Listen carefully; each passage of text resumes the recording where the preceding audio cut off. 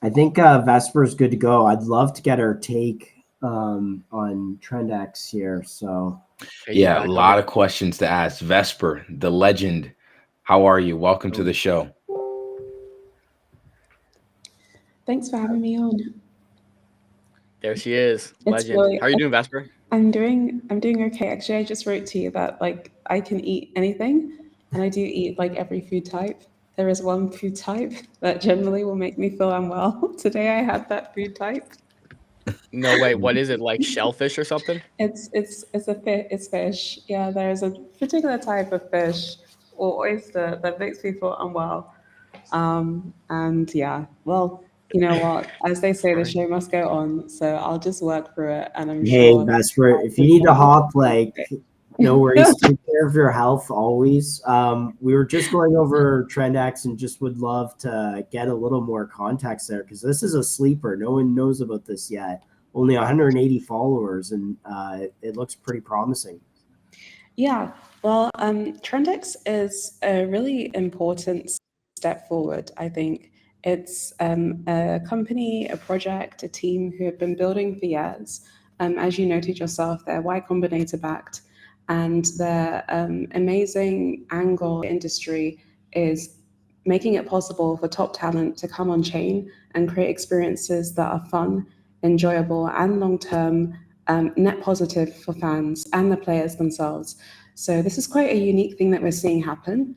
We've seen lots of projects come forward with different types of fantasy games or with tokens or with cards. We're yet to see a project that has been building for so long, has had so many great experiences with the types of backers that have been working with them, such as Y Combinator very, very early on, being built on Solana, also working with Jupiter and Meteora more on the technical side to make this happen. So we're talking about a project that's very well established in the scene.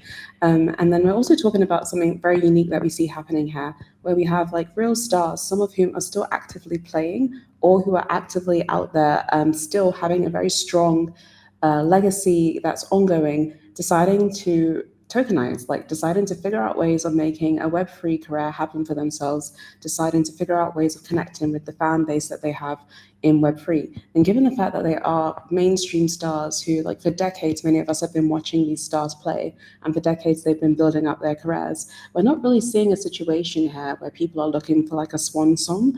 We're rather seeing a situation here where people are looking to like give birth to something new and figure out how to translate the success they've had in the real world on the pitch or on the court into the Web3 arena.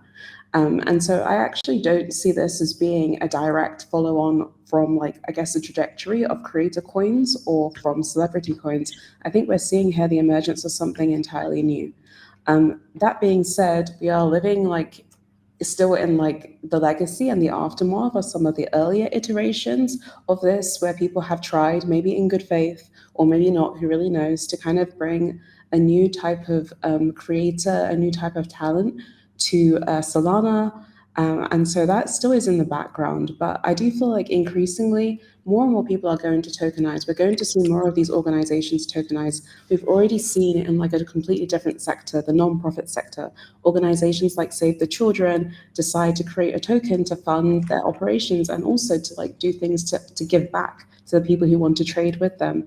So I think it's about time that we see this happening for sports players. It's about time that we see people taking control of the narrative when it comes to tokenizing them, because as we know, you can tokenize anyone, but they may not have any say, number one, and they may not have any control of the profits. So it's about giving these players power back as well.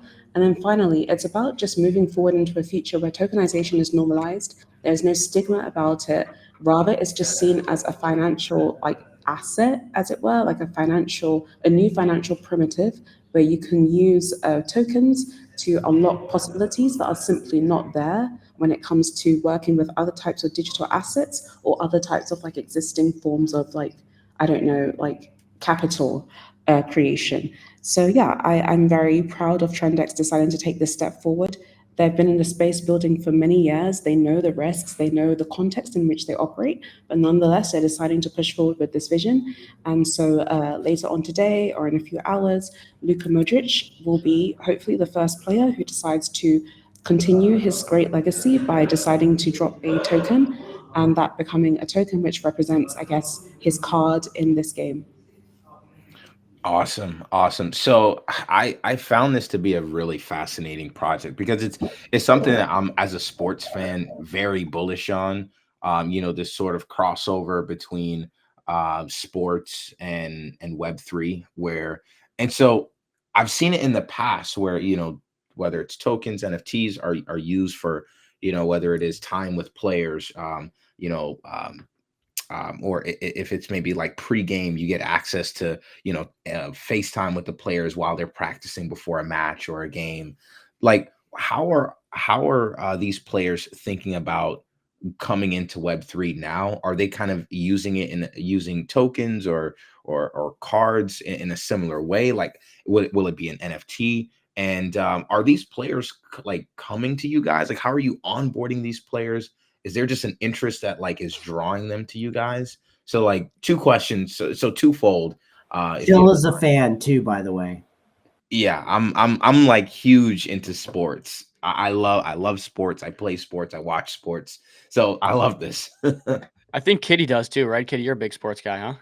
Oh yeah, I'm very excited for Trendex, and I think as Vesper mentioned, like yes, historically I think you've seen like some celebrity coins, but they were really run by some of the shadiest people ever.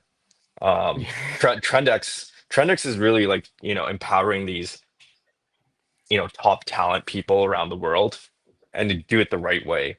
So that sort of medium was needed to bring these people onto Web3, which wasn't there before, right? You needed a genuine team to make sure, things can go as well as they could. I can't speak on like how well this will go or not, but you needed a platform that could help facilitate this in a way where it's not like, Sahil just like trying to bring in a celebrity and rug the community. For those that don't know, Sahil is like the known celebrity onboarder that just rugs all the projects. So yeah. Yeah, he was the one behind a ton of just massive extraction events and caused a lot of carnage on chain and topped us in some cases. So yeah, not the best guy for this space. But Yeah, and yeah, like welcome. you see like FNFs, like the people who did Easy, like they were a shady group, right? Um, but Yeah. Trendex is trying to bridge that gap, bring trust to like top tier talent who actually want to do this properly.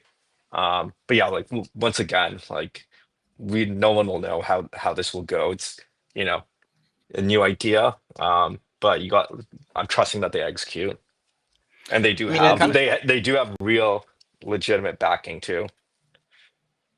Yeah, I mean, at the end of the day, like you have to use crypto as a way of experimentation. That's historically what we've been. We've been on the cutting edge. We've been the ones to, experiment with things like DeFi, NFTs, and the like. So there's so many different ways and use cases that we can, use crypto for. But at the end of the day, we have to make the first step to venture out and to actually test these things out. And I think Trendex I think we've tested this out in both good ways and bad. Like we've tested it out with like, team tokens before, but we've also had the Sahils of the industry as well. So right, good and bad ways of experimentation. But I think Trendex is kind of the V2 of all of that, like taking all of the learnings from the past and then trying to provide something really nice to players that have basically some decent clout.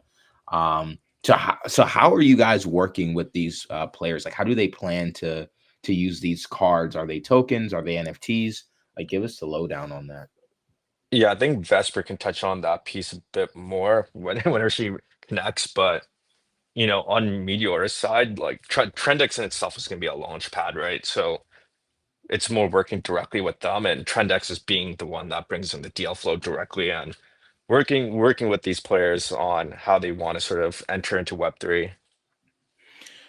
Nice. I And mean, can I yeah. it's Go like ahead, it's like Dom. Meteor, it's like Meteor working with powering Believe ecosystem, right? But the technically is the one who's going to bring in the deal flow and figure out, okay, how would we set up these founders for success? you guys are more on the back end. But one thing I'm interested in, because Chill was talking about experimentation, and you guys would know it better than anyone. Like I said earlier before you came on, it seems like Meteora is really becoming like a monopoly on experimentation and launch pads that are popping up out of nowhere. How does that look from like an insider back end perspective? How much experimentation is going on in the back end? Like maybe give us an idea of what we can expect to come. Is there a lot going on? I'm just kind of interested, for your take from someone who's on the inside. Yeah, so I'll say I'm like more of an outsider looking in. I don't deal with like the technical side of things, like Soju's been doing, with DAMM, DLMM, and all that sort of pieces. Like it's really making like the technical specs super custom, like super custom, so founders can use a different sets of different ways that they can create their tokenomics. And really empower the founders, right? I'll use PMX as an example, right? Like creating the back end for PMX was a lot of work between, you know, that team and Meteora and trying to figure out, okay, what is the optimal way to do this? And you're seeing iterations come through. Um, on my end, it's not just the technical side, right? I kind of touched on this on Monday or Tuesday, but it's not just the technical side, but like trying to make sure a lot of different pieces come together to like take the lead in ICM. Got it. Go ahead, Dom. I know you had a question. Yeah, well, what kind of, because again, like PMX is a new example. It's one you keep using, and they're one totally experimenting in a new way when it comes to liquidity pools. Like this is something new when it comes to bringing players on chain, giving this kind of, how did you put it? Like player token or sports token market. I don't know. I'm just curious what. I'll say the cool thing about Trendex is like they're really just bridging that gap between like, just not some anonymous teams launching celebrity coins that you've seen them all rug.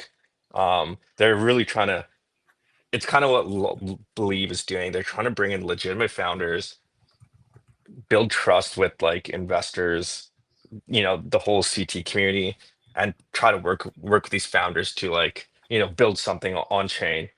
In terms of these players, it's gonna, it could be tokenized, it could be experiences. It's really what these players are gonna. It's really down to the players on how they sort of see them interacting with Web3, and you'll see it in a variety of ways, right?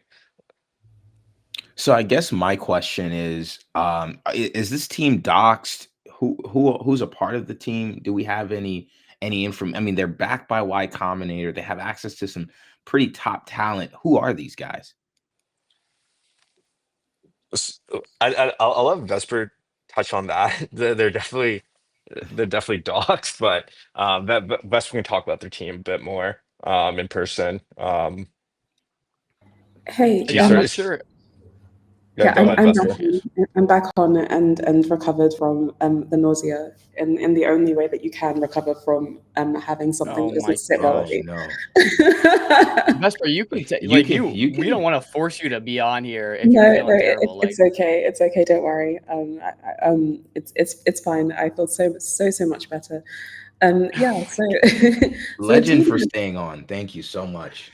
No, it's okay. It's all part of it. It's kind of funny to me because I don't have any known allergies, but I have a very, very strong reaction to a particular food type, and I'm going to discover tonight what that is. oh my So gosh. it's going to be a really good time when I learn that. I can avoid it in the future. But anyway, back to the actual topic today.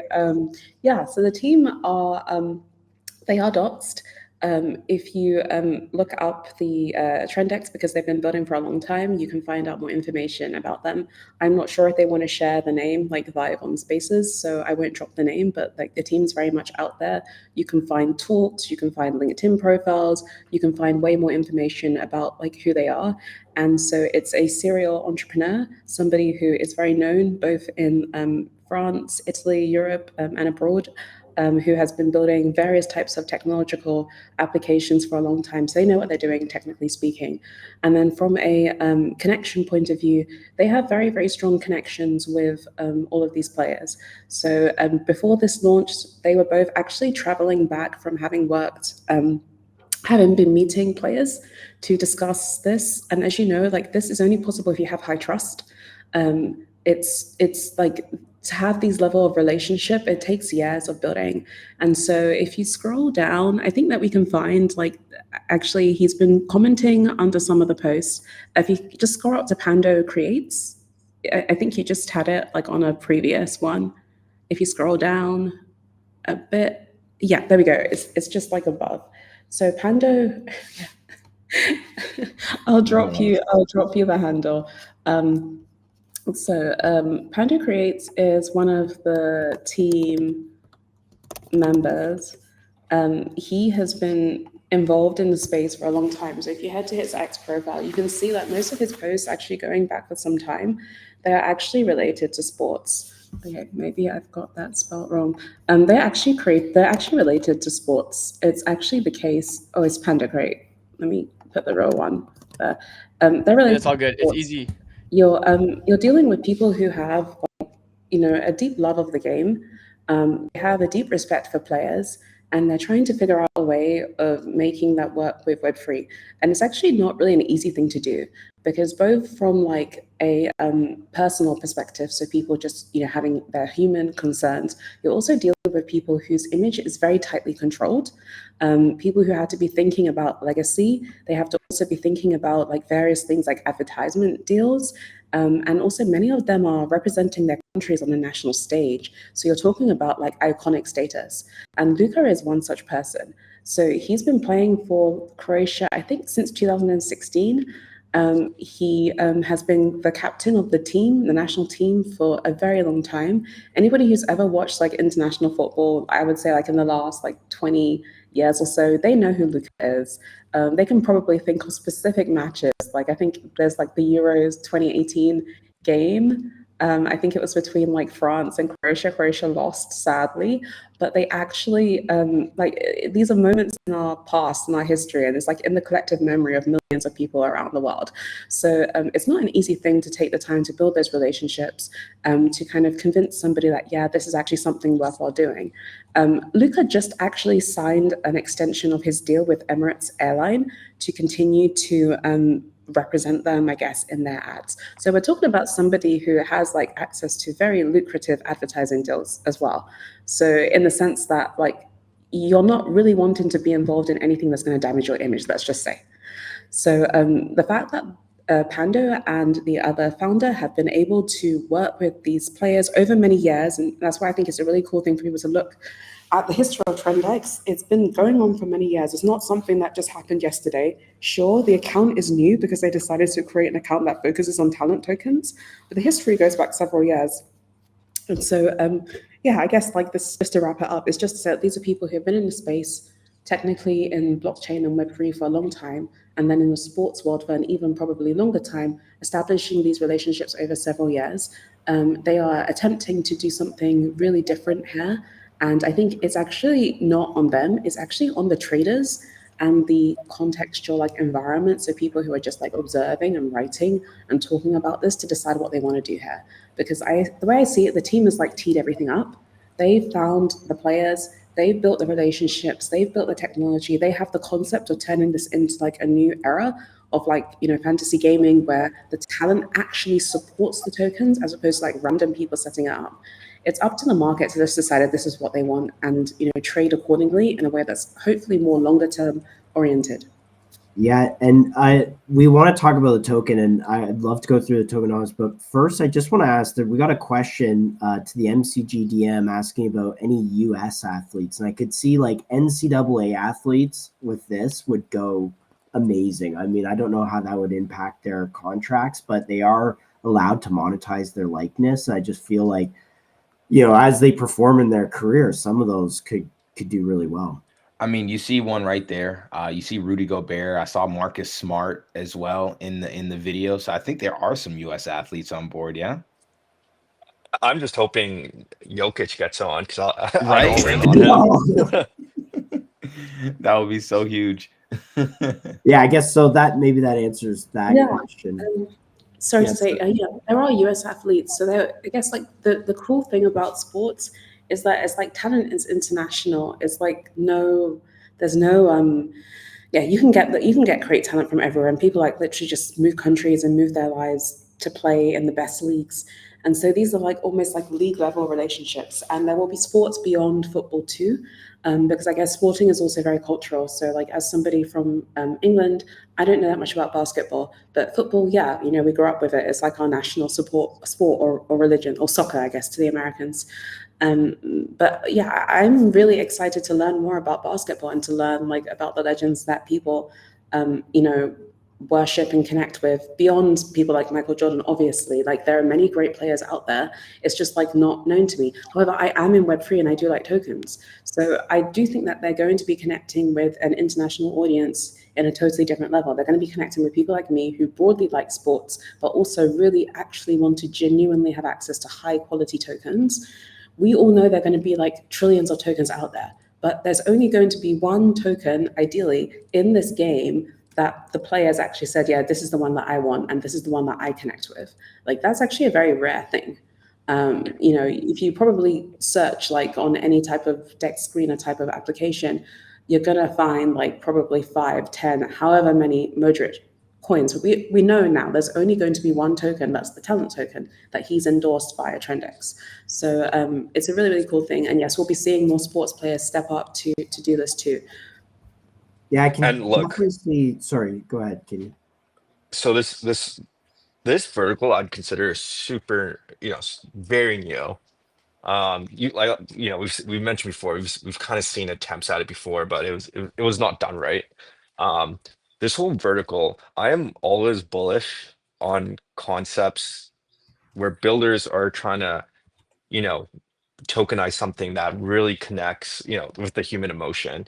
People love are die hard for what things they love, people they love, places they love, and like the idea of tokenizing like an official way. So like Modric, like Luka Modric, any other players, like I'm bullish on those ideas because people like there will always be short-term speculative traders, but people who love what they love, like they will buy something with and they don't give a shit about market cap, right? And that's really like the thesis about these sort of like new verticals. Yeah, and I actually am starting to really plug into what you guys are doing here because I think the previous celebrity launches, talent launches, there was always this like, okay, the celebrity gets this cut, the promoters get this cut, and then the public gets, like 30% floating, and then the rest are just diluted in, and then it loses momentum and it just blows up. Where this looks like and correct me if I'm wrong, is the play here more about the fees, the trading fees for the athlete, or does the athlete own a certain port? Like, do you mind just talking about this allocation to the best that you understand it? Yeah, so to be honest, I am not so read up on the allocation and how it's going to be going on. All I do know is that there is a desire to kind of manage supply so that it can be used for long term because the game is coming. So that's kind of like the extent to my knowledge on that. Okay. But I'm sure that like the team will be dropping like a thread which has more information. So maybe as an addendum to the show that can be reshared so that people have a great idea of like how the fee splits are working. I mean, their aim is to be very transparent about all of these things. So it's, within good reason for people to request it and for them to also kind of share how they're exactly managing that. Yeah, so maybe from just what I have on screen here, the allocation 70% to public distribution, 15 to what's called gameplay, 15 to community. So we'll see. Maybe this is one of those where the fees kind of are the business model a little bit for the athlete. But yeah, maybe this is a good clip. So we'll clip it up because that's coming later today. So I gotta pop off. I gotta leave off in 6 minutes. So I just want to touch on three quick things. Yep. So with a virus and addicted, so season 2 is coming up, and I think the concept is gonna be super cool and fun. And I'll let the team announce like how it works, but they sort of teased like, gang wars and all that sort of pieces.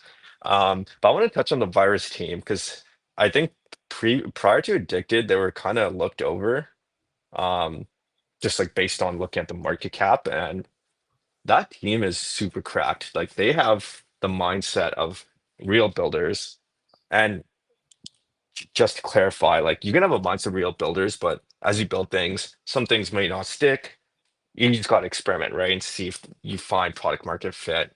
And once Addicted came out, they made a couple million in revenue, like almost from the get-go. Um, this team understands their audience, and that is such an important thing to have when you're building. They understand Web3 is so attention based, and their whole thesis is we're going to make a lot of different games on the idea that they're limited. They're people have short-term attention span, so every game is going to be limited time. And Addicted being really just their first main game to spend time on, I'm very bullish on how they're going to execute on future games. I'm not going to say every game is going to be a success, but those are the type of founders you want to make a bet on, especially when the market is looking over them. And I think the people who, I think Virus went down to like sub 2 million prior to Addicted. Like people who believed in this team saw how well they understood what viral means, they end up winning. That's just a point on Virus. I think season 2 is going to be really cool and really fun. I'll definitely be playing it then. I'm Kitty, I'm not dropping sure off in a what you couple. I'm Yeah, not sure go what you ahead. can and can't say, but is season 2 going to be interactive? Like, will I be able to actually get on my mouse and keyboard and run around town and rob some people? I'll let Virus team announce things. They have like a full like rollout plan and building hype up and all that. So yeah, I'm not going to touch on it any specific details around that. So I guess we'll stay tuned. Yeah. For ICM Run, there's a lot of stuff happening in the background. I'm literally in calls like every day for a couple hours. We're doing second round interviews with founders who've applied, sort of putting things into motion. I'm dropping off because I have to go interview another founder in a couple minutes. But there's a lot of stuff cooking in the background. We have undisclosed mentor that we're going to be announcing soon. That that I think will excite people because he's built a pretty sweet company. Um, so that's on ICM Run.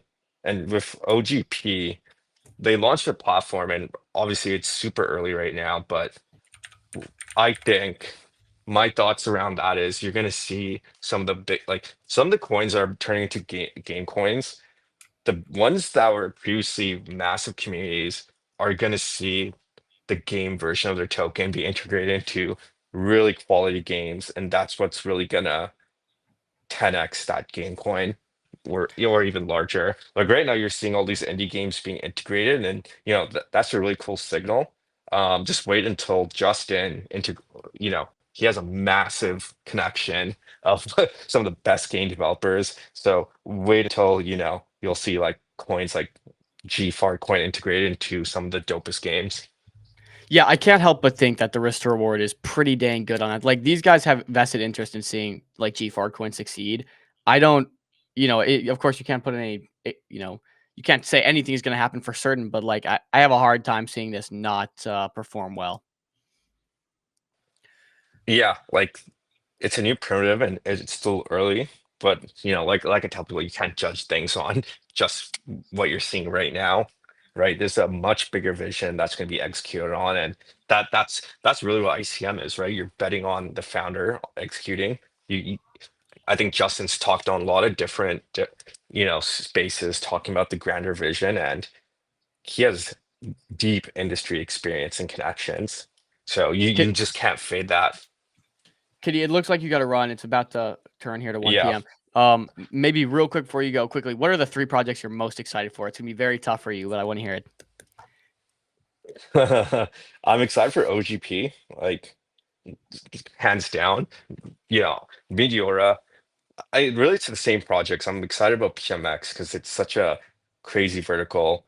I think Vesper, once I jump off, Vesper will talk about like some other projects. I think neobanks they have a space that they're growing on. Um, yeah, like I could go on and on. Obviously, I'm most excited about ICM Run. There's a lot of stuff cooking in the background, and people will see how things pan out over time. Bullish. Thanks, Kitty, man. All We'll right. respect your time here, Yeah, bro. thanks, guys. But See we'll ya. talk soon. Bye.